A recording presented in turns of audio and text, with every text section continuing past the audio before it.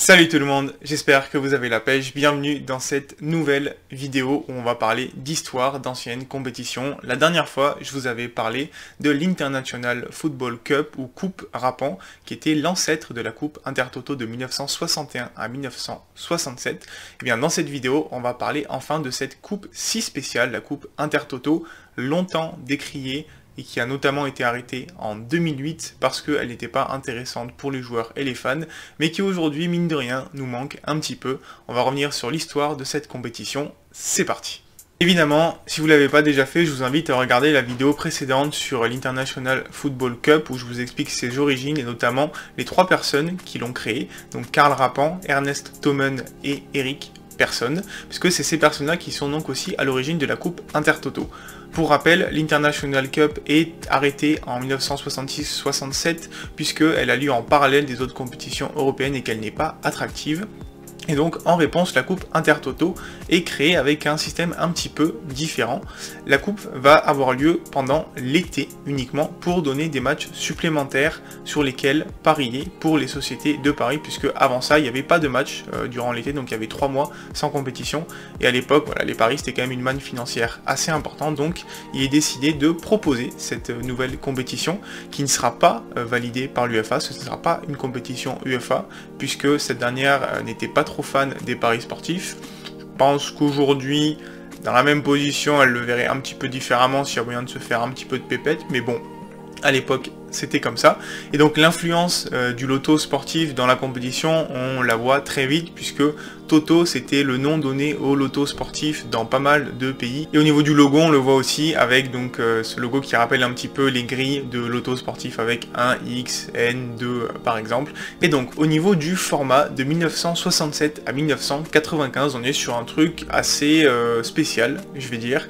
Il y a un certain nombre d'équipes qui sont invitées, sans forcément que ça dépende du classement. Je vous prends l'exemple, la première édition en 1967, il y a le FC Rouen qui est invité alors qu'il a fini 16e de première division française. Donc voilà, c'est plus par système d'invitation que ça fonctionne. Il va y avoir entre 7 et 12 poules de 3 à 5 équipes qui vont avoir lieu, globalement des matchs aller-retour pendant l'été. Et le premier de chaque poule est désigné vainqueur de sa poule. Et c'est tout. Voilà. Pas de trophée, pas de phase finale. Donc il peut y avoir 7 vainqueurs pendant une année, 11 vainqueurs l'année suivante en fonction du nombre de poules. Et rien de plus. Et en fait, tout l'intérêt de cette compétition, ça va simplement être la manne financière créée via les paris sportifs pendant ces matchs. C'est la raison pour laquelle la coupe va être souvent assez critiquée. On va l'appeler notamment la coupe des 100 coupes ou la coupe des clubs moyens. Et en fait, la plupart des gros pays, hors Allemagne, vont tout simplement boycotter la plupart du temps cette coupe. Il y a quelques clubs français, italiens ou espagnols qui vont la faire, quasiment aucun club anglais. Et donc, pendant près de 30 ans, c'est une compétition entre pays pas forcément très représentés dans les autres compétitions européennes. Mais alors là, vous vous dites, attends, moi, la Coupe Intertoto, dans ma tête, c'est la coupe avec que des clubs français qui gagnent, je comprends pas. Rassurez-vous, on arrive en 1995, année où l'UEFA décide tout simplement de s'approprier la compétition. Et donc c'est une compétition qui devient membre des compétitions UEFA en 1995, avec un format qui va complètement changer. On a une phase de poule, toujours, avec un tas de clubs qui seront invités en fonction de leur classement, cette fois. Par exemple, en première division française, du 6e au 8e, les clubs vont être invités à participer à cette coupe Intertoto.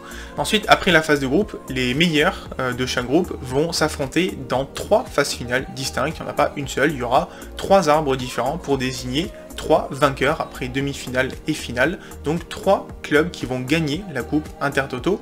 Et au-delà d'un trophée qui va être mis en place, donc c'est quand même assez sympa, il va y avoir une place en tour préliminaire de la coupe de l'UEFA qui va être accordée à chacun de ces vainqueurs. C'est là en fait qu'il y a un gros changement dans la participation des clubs en Coupe Intertoto et la composition des vainqueurs, alors qu'il l'a boycotté quasiment pendant près de 30 ans. Les clubs anglais, italiens, espagnols et surtout français vont participer beaucoup plus à cette compétition puisqu'il y a un sésame à la clé, une place en Coupe de l'UEFA. Et donc en fait, si on exclut, j'y reviendrai plus tard, le Portugal et le Danemark qui ont une victoire chacune en Coupe Intertoto de 95 à 2008, on a uniquement des victoires de clubs du top 5 européen, alors qu'avant on avait des clubs suédois, danois, hongrois qui pouvaient remporter la coupe Intertoto. Vous vous en doutez, on est dans les années 90, donc le format que j'ai décrit, il va assez rapidement changer. Déjà la première année, il n'y a pas 3 vainqueurs, mais seulement 2, on ne sait pas trop pourquoi. Et à partir de 1998, la phase de groupe est tout simplement supprimée et remplacée par une phase préliminaire de 5 tours. Et en fait, il va y avoir 3 arbres pour désigner donc 3 vainqueurs, et donc il faudra passer par 5 tours pour remporter la coupe Intertoto et le trophée est l'une des 3 places qualificatives pour la coupe de l'UEFA. On termine avec un dernier format qui sera mis en place de 2006 à 2008, et alors là on est sur un truc qui est complètement what the fuck. On a seulement 3 tours préliminaires pour les clubs qualifiés en coupe Intertoto. Ça va donner lieu à la qualification de 11 clubs en deuxième tour préliminaire de la coupe de l'UEFA. Pour l'instant, vous m'avez bien suivi, je pense. Et ensuite, le vainqueur de la coupe Intertoto, c'est tout simplement le club parmi ces 11-là qui sera allé le plus loin en coupe de l'UEFA. Donc en gros, par exemple, si on a Villarreal qui finit en quart de finale de la coupe de l'UEFA en étant passé par l'Intertoto et que c'est le club qui allait le plus loin, il est désigné a posteriori vainqueur de la coupe Intertoto et en plus il remportera même pas de trophée, cette fois-ci ce sera simplement un plateau. Vous vous en doutez, c'est une compétition qui était assez impopulaire à l'époque pour plusieurs raisons. La première, c'est qu'elle demande beaucoup d'énergie aux joueurs, puisque à cette époque-là, pendant l'été, on pouvait donc se retrouver à se déplacer en Israël, en Bulgarie, en Angleterre ou encore en Suède pendant l'été, donc pendant la préparation du championnat.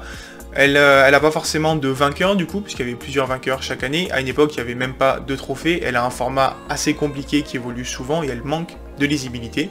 Il y a beaucoup de clubs qui vont refuser d'y participer. Petite anecdote, en 1998, tous les clubs anglais qui étaient invités de par leur classement refusent de participer à la coupe Intertoto. Et finalement, c'est Crystal Palace qui accepte de participer à la coupe Intertoto, sauf que ils ont fini 20e du championnat anglais l'année d'avant. Et donc, en étant en division 2 anglaise, ils vont participer à la coupe Intertoto, pour vous dire à quel point les clubs anglais s'en foutaient de cette compétition. Finalement, la compétition, elle disparaît en 2008 sous l'impulsion de Michel Platini, élu à la tête de l'UEFA en 2007, donc l'année précédente, et il va y avoir de gros changements au niveau des compétitions européennes, puisque en même temps que la coupe Intertoto disparaît, la coupe de l'UEFA va être réformée pour s'appeler à partir de maintenant la Ligue Europa. Et d'une certaine manière, la coupe Intertoto va pas tellement disparaître, puisque avant 2008, les tours qualificatifs en coupe de l'UEFA étaient un peu moins nombreux, et à partir de 2008, on a jusqu'à 5 tours qualificatifs pour la Ligue Europa, et maintenant, donc à partir de 2021-2022, on a la Ligue Europa Conférence qui est mise en place, avec près de 4 tours préliminaires, donc la coupe Intertoto vit, entre guillemets, au travers des nombreux tours qualificatifs assez complexes à appréhender, présents aujourd'hui dans les coupes européennes. Alors évidemment, je vais vous parler de quelques stats durant cette compétition et forcément du fait que c'est une compétition à l'accent français. La France n'a jamais eu de gros résultats en Coupe d'Europe, seulement une Ligue des Champions et une Coupe d'Europe des vainqueurs de coupe, mais elle a 12 victoires en Coupe Intertoto mode UEFA, donc c'est-à-dire de 1995 à 2008, en 13 ans, 12 victoires, alors même si la plupart des années il y avait 3 vainqueurs par année. Donc pour donner un exemple, de 1995 à 2005, il y a seulement 3 éditions où il n'y a pas eu de vainqueur français. Évidemment, je pense que pour la plupart d'entre vous qui ont connu cette époque-là, il y a quelques souvenirs qui remontent. Je vais en citer 2 et je vous mettrai quelques vidéos en description pour les revivre.